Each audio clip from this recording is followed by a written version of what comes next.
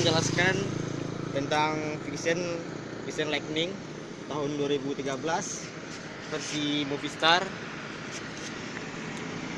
Bagian motor ini sedikit saya rubah.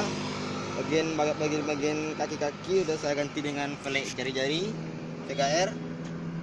Terus knalpot saya ganti dengan knalpot di Pro. Ini saya ambil lap 9,5.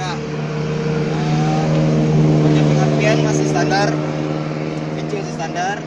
Cuma yang saya ubah sedikit bagian CO nya saya naikin jadi plus 22. Itu aja. Kita tes engine nya.